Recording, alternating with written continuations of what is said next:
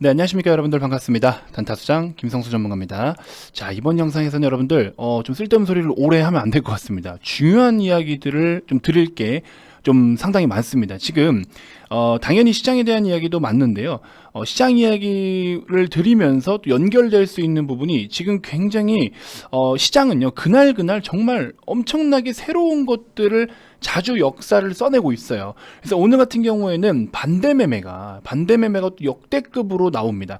근데 이 역대급의 반대 매매 역시나 또 시장의 낙폭을 확대시킬 수 있는 그런 위험성이 있지만, 하지만 이런 것들을 우리가 잘 들여다보면요, 오히려 새로운 정말 좋은 기회가 될 수 있다는 겁니다. 자, 이런 것들에 대해서 같이 언급을 드리면서 전기차 충전 사업 속에서 우리가 좀 수혜를 받을 수 있는 종목들이 여러 가지가 있지만, 그 중에서 아직 시장 대비해서 못 간 종목도 있단 말이죠. 그러면은 그 종목도 우리가 반드시 지금 좀 이번 하락장에 조금 관심을 가져볼 필요가 있기 때문에 이런 것들도 같이 한번 브리핑을 해드리는 시간을 좀 가져볼 테니까, 여러분들이 지금 같은 하락장에서 어떤 종목들을 우리가 좀 잡을 수 있을까, 제가 말씀드렸죠. 패닝 리스트를 작성을 해놔라. 시장에 급락이 나오면 기업의 가치에 대해서는 훼손이 없지만 외부적인 영향으로 조정받을 때에는 우리가 정말 좋은 기업들을 찬스로 삼아서 잡을 수 있을 만한 그런 패닝 리스트를 만들어서 미리 준비를 좀 해놔야 된다라고 말씀을 계속해서 드려왔습니다. 자, 그 패닝 리스트에 여러분들이 한번 추가적으로 관심 종목으로 등록해 볼 수 있을 만한 종목이 될 수도 있으니까요.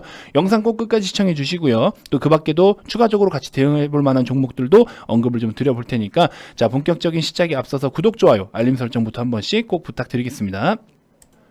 자, 먼저 한국전력의 일봉 차트입니다. 최근에 많이 밀리고 있어요. 근데 하지만 지금 밀림 충분히 우리가 예상할 수 있었던 밀림이었고, 계속해서 우리가 좀 지켜보면서 분할로 좀 모아가자라고 말씀을 하도 정말 수없이 드려왔는데, 그럼에도 불구하고 빠질 때 물리면서 담아가자라고 말씀을 드렸음에도 불구하고 차라리 빠지면서 물려가는 바에는 매수가가 안 와서 쫓아 들어가는 거를 많은 분들이 더 좋아하실 거예요. 그렇죠?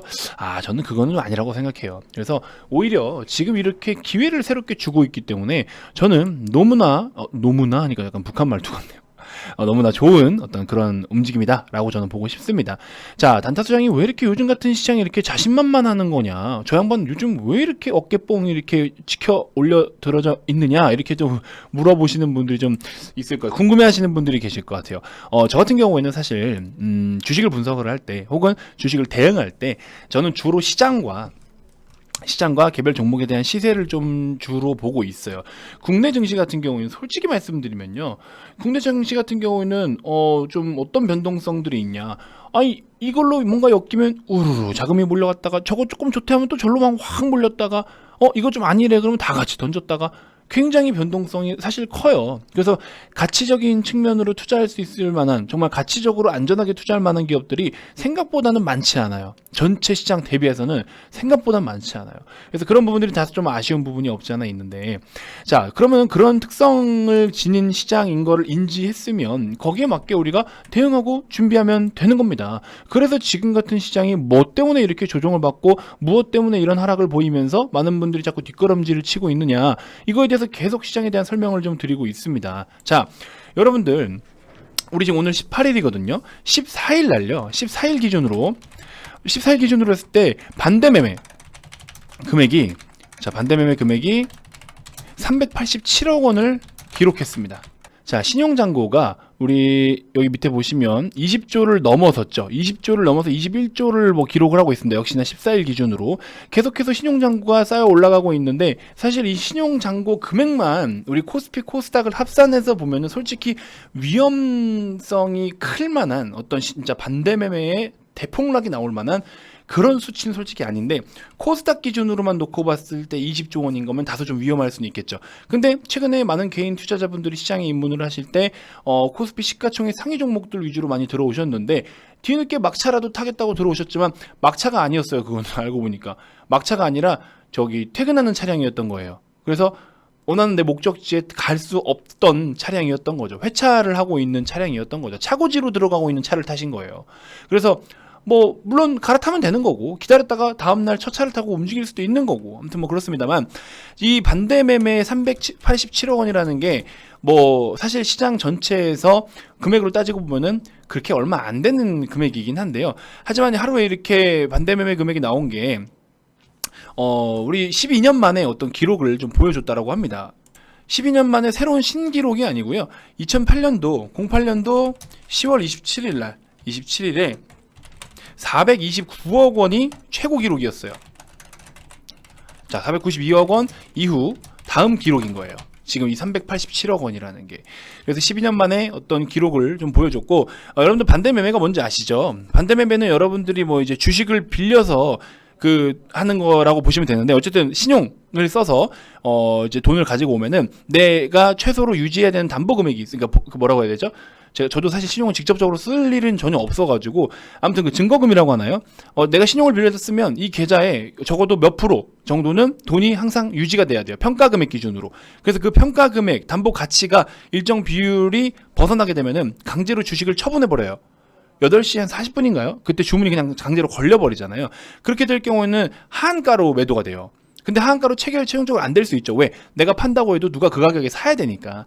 그래서 하한가로 일단은 주문은 들어가 버리는 거기 때문에, 아무튼 그래서 좀 손실을 좀 클 수도 있고, 오히려 주가가 이제 시가 면에서 좀 이렇게 우려감이 생길 수 있죠. 그래서 8시 40분 땡 치면은 이제 막 예상 가격이 나오잖아요. 그때만 하한가에 내던져져 있는 그런 것들이 바로 이 반대 매매도 포함이 되어 있을 수 있습니다. 그래서 아무튼 최근에 증시가 좀 계속해서 이렇게 조정을 받고 있는 상황이다 보니까 반대 매매에 대한 공포도 계속 커지고 있는 상황이라서, 여러분들도 반드시 좀 신용을 사용하시는 분들은 조금 주의가 좀 필요할 것 같습니다. 무리하게 그렇게까지 해서 돈을 들여서 할 필요는 사실 없어요. 그래서 제 주변에도 신용 미술을 계속 쓰는 분이 있는데, 그분은 신용 미술 써도 단타로 신용 매수를 써요. 그래서 그분은 단 1%의 수익이면 그냥 무조건 매도를 합니다. 단타로 1%를 볼 수 있는 자리면 그냥 딱 매수하자마자 호가 몇 개만 올라가도 1%잖아요. 1%다? 그럼 매도를 해요. 그러니까 이분은 이걸 가지고 반대 매매가 나올 확률이 없는 거죠. 왜? 1%만이 목표예요. 1%만이 딱 목표이기 때문에 올라온다? 만약에 못 간다? 그럼 매도하는 거예요. 대신에 막 수억 원을 해요. 그러다 보니까 하다못해 1억에 1%면 돈이 얼마입니까? 근데 수억을 하니까는 그렇게 해서 1%씩만 돈을 버시는 분들도 있어요. 그건 이제 그분의 기준이긴 하지만, 아무튼 반대 매매에 대한 우려가 계속 커지면서 이제 신용을 쓴다라는 게 무조건 나쁘다라고 표현은 할 수 없지만, 너무 과하거나 내가 대응할 수 없는 영역에서의 어떤 신용 금액을 사용을 할 때는요, 여러분들 과도한 대출은 뭐라더라? 그 있잖아요. 왜 그 막 광고나 이런 데 보면은 과도한 빚, 카드 쓸 때 과도한 빚은 뭐라고 쓰는데, 아무튼 그런 것처럼 신용도 마찬가지예요. 내가 컨트롤할 수 없는 영역에서의 과도한 신용을 사용할 경우에는 이게 분명히 또 여러분들께 데미지로 갑니다. 그래서 이런 부분들 반드시 좀 조심을 해주셨으면 좋겠고요. 자, 그러는 와중에 어쨌든 시장은 시장이지만 반대 매매가 이제 점점 더 우려가 되고 있는 상황 속에서 주가는 계속해서 조정을 받아요. 근데 반대 매매가 됐든 뭐가 됐든 주가가 빠지는 거는 지금 무슨 문제예요? 수급적인 문제라는 거예요. 한국전력을 포함해서 포스코 ICT라든지 결국에 최근에 만약에 조정을 받았다? 하다못해 삼성전자, 카카오 최근에 조정을 받았다? 개인 투자자들의 비중이 크죠. 신용잔고도 분명히 좀 더 평소 대비해서 클 겁니다. 반대 매매에 건덕지가 있는, 반대 매매에 우려가 깊은 종목들이 하락이 나오다 보니까 거기서 추가적으로 반대 매매를 맞을까 봐서도 매도를 하는 물량이 생길 수도 있고, 반대 매매를 그냥 맞아버리는 물량들도 있고, 심지어 신용이나 미술을 나도 모르게 써버리는 경우도 있어요. 그랬을 때는 감당 안 되는 금액이다 보면 또 매도가 나올 수 있고, 여러 가지가 어쨌든 하락을 보이면은 여러 가지 이유가 있어서 수급적인 부분으로 매도를 할 수밖에 없는 상황들이 펼쳐질 수 있는 그런 환경과 여건이 조성될 때가 있는 거예요. 그러면 그럴 때는 이렇게 매도가 나온다? 그러면 기업이 문제가 있어요? 없죠. 항상 제가 쉽게 말씀드리죠. 기업의 가치에 문제가 생겼습니까? 삼성전자 고점 대비해서 지금 12%나 빠졌는데 이거 문제 있어요? 물론 이재용 부회장 실형 선고 받아서 오너 리스크가 생기고 말았지만, 그럼에도 불구하고 삼성전자의 전망은요, 완전 폭망입니까? 끝났습니까? 앞으로 이 96,800원이라는 고점이 다시는 올 수 없는 고점이라고 생각하시나요? 그러면 매도하는 게 맞죠. 그럼 매도하세요. 다시는 삼성전자가 이 96,800원을 돌파하지 못한다, 이거는 역사적인 신고가고 이 가격을 다시는 넘을 수 없다? 그럼 매도하세요. 그럼 지금 매도 맞아요. 그러면 고점 대비해서 12% 빠졌기 때문에, 그러면 여러분들은 지금도 최고점에 매도하는 겁니다. 근데 그럴 확률이 있어요? 그럴 기업이에요? 아니죠. 그럼 어떻게 해야 됩니까? 단순 수급적인 영향으로 주가가 추가적으로 더 조정을 받는다. 사야 돼요? 안 사야 돼요? 사야겠죠.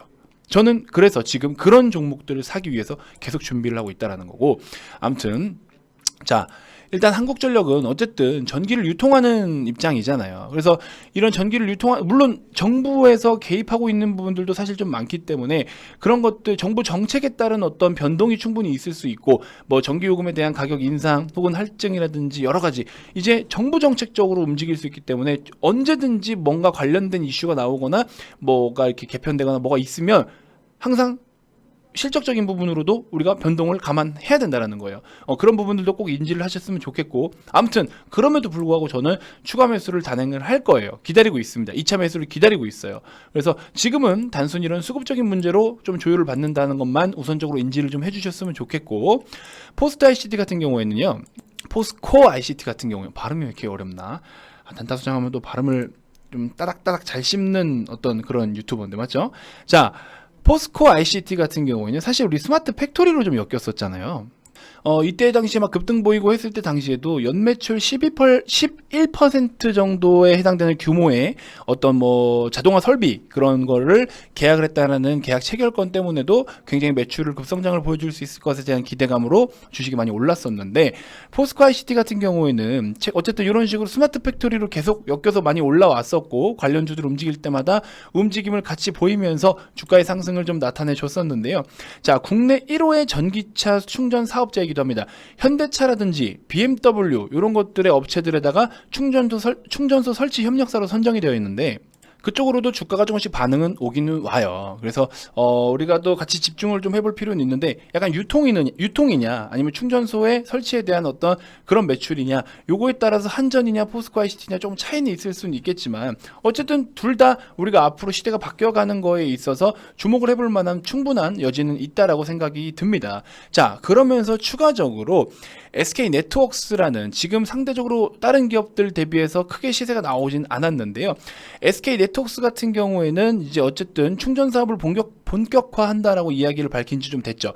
전국의 15개의 주유소에 15대를 설치한 것을 확인을 할 수가 있었는데 어쨌든 SK네트워크스 같은 경우에도 미래 친환경 이동수단 인프라 확산의 기여는 물론 고객의 접근성과 편의성을 높여서 충전 대기 시간까지 고려한 서비스들을 제공을 한다라고 합니다.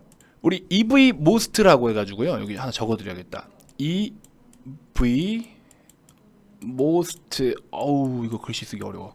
자, 이 EV 모스트라고 해가지고 주유, 렌터카, 세차, 정비, 타이어, 긴급 출동, 부품 이런 것들을 아우르는 SK네트워크스의 모빌리티 통합 멤버십 브랜드예요. 이 모스트는요 또 이제 전기차 충전 사업의 어떤 브랜드가 될 수도 있는 그런 부분이라고 알고 계시면 되는데 충전 대기 중인 고객들을 위해서 세탁, 식사, 독서, 휴식, 차량 점검 이런 서비스들도 제공이 된다라고 해요. 그러면서 이제 그 서울의 영등포랑 경기 수원 소재의 SK네트워크스 직영 주유소에서는요 셀프 빨래방도 설치를 했는데 아니 근데 주유하다 말고 빨래를 그건 좀 이해가 안 되네. 모르겠습니다 여러분들. 그 뭐 주유소 가가지고 빨래를 한다?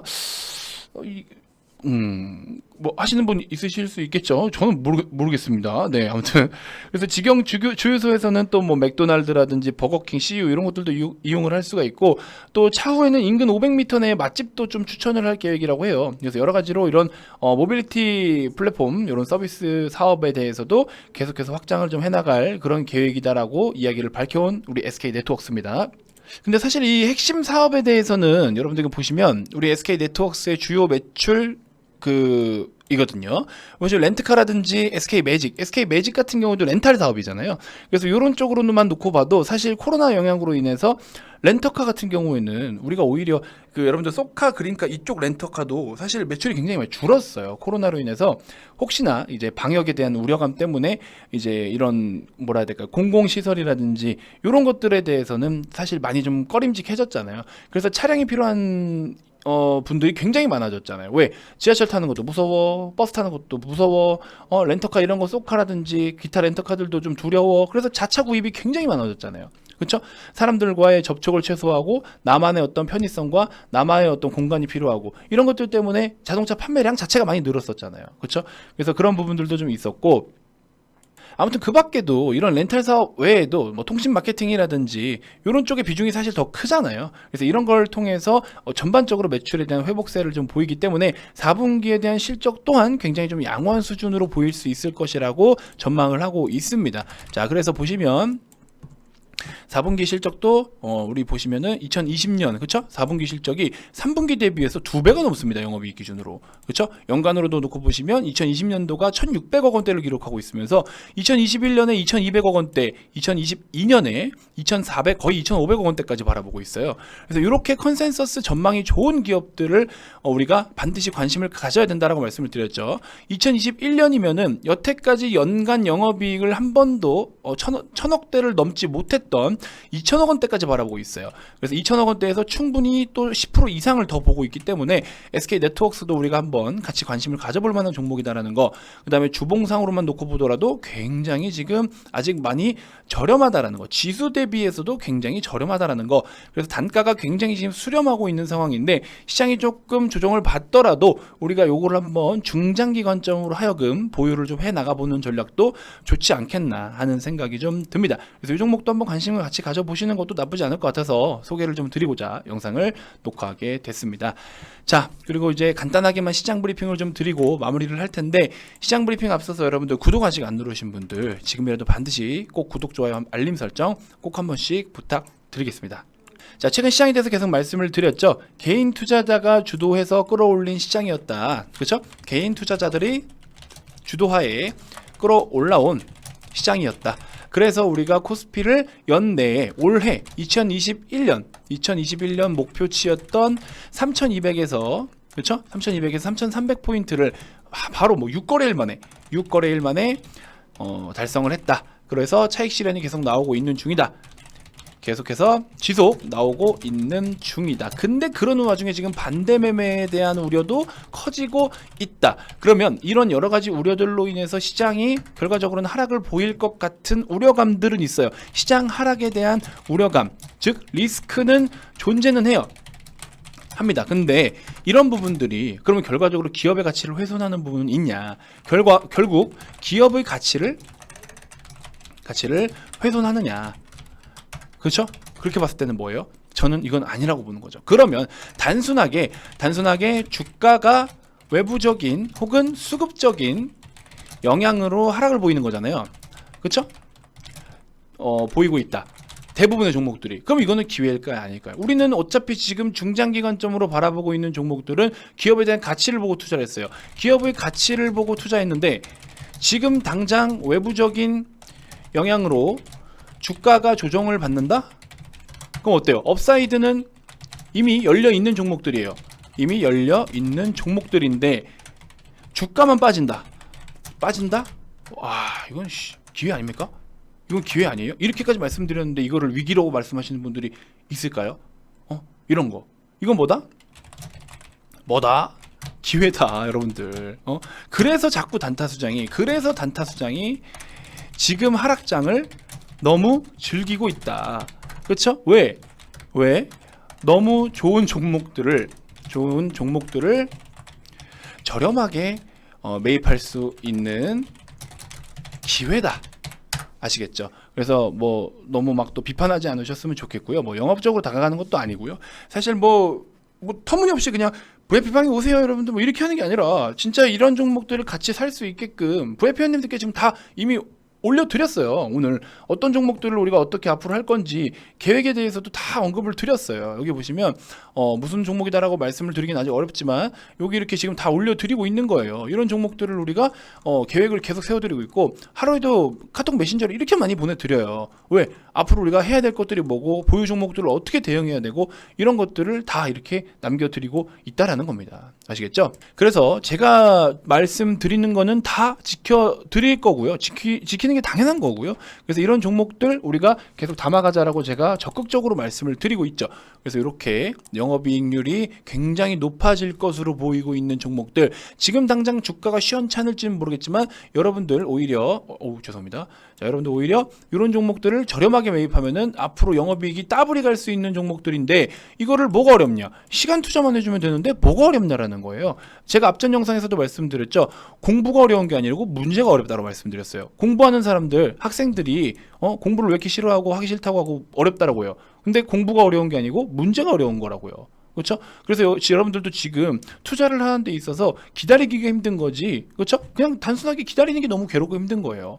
근데 기업이 잘못된 건 아니라는 거죠. 투자는 잘하고 계신 거예요. 좋은 종목 잘 들고 있는 거예요. 근데 외부적인 영향으로 이렇게 데미지를 받는다? 이게 잘못됐다라고는 볼 수 없다라는 거죠. 그렇죠? 그렇기 때문에 이런 부분들을 잘 인지하시고 단순하게 양봉을 그리고 음봉을 그리고 기업의 가치가 훼손이 없으면 이거는 어쩔 수 없이 장이 열려야 되잖아요. 그러니까 움직임을 보이는 거고, 앞으로 업사이드가 큰 종목이다? 그러면 투자를 해야죠. 이 위치에서부터도 업사이드가 큰 종목이다? 투자를 해야죠. 가져가요, 안 가져가요? 현대차 여기 보시면 고점이라고 우리가 이야기할 수 있지만 이런 자리부터 샀으니까 어때요? 그 다음에 지금 이렇게까지나 수익이 납니까 안 납니까? 그래서 이런 종목들을 우리가 물론 현대차 이런 거 마찬가지지만 어쨌든 이런 것들을 우리가 안전하게 올려다 놓을 수 있게끔 준비를 하는 시간들을 가져야 되는 거고, 이렇게 좋은 종목들을 보유를 하고 있다 보니까 시간 투자를 병행하니까 수익이 잘 난다. 그렇죠? 수익권도 접어든다. 그래서 여러분들 매수하자마자 뭐 파란불이에요, 제 계좌는 파래요, 항상 왜 내 계좌는 파랄까, 왜 계좌가 항상 파란 줄 아세요? 수익이 나면 매도를 해서 그래요. 매도를 물론 할 건 해야죠. 단타 이런 거 할 건 하는 게 맞는 건데 어차피 주식은 파란불 아니면 빨간불인 상황이거든요. 보합권에 계속 머물러 있는 경우는 거의 없잖아요.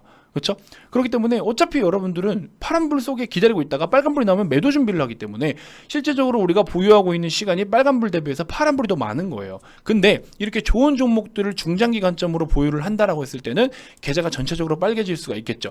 그러면 이 빨갛게 올려다 놓는 작업들을 미리미리 하나씩 해 나가면 이게 결국에 이렇게 좋은 수익률로 안정적으로 다 계좌가 붉게 물들어 있다. 그래서 이런 과정으로 밟아가는 과정이 지금 저랑 함께 하셔서 이렇게 좀 만들어 보자라는 거예요. 만들어 보자. 오자마자 급등주 뻥뻥 먹여드릴게요, 이렇게 말씀드린 게 아니고, 만도 얼마나 오래 보유하셔서 몇 개월 보유하셔서 지금 121%라는 수익률인데 단번에 뭐 사자마자 100% 왔습니까? 그런 거 뭐 한국파마 있긴 있죠. 근데 이것도 사실 우리가 물려있던 거예요. 솔직히 죄송하지만 그냥 있는 그대로 말씀드릴게요. 물려있던 종목이었는데 오늘 매도하신 분 중에 100% 수익을 보고 거의 120% 가까이 수익 보고 나오신 분들도 있어요.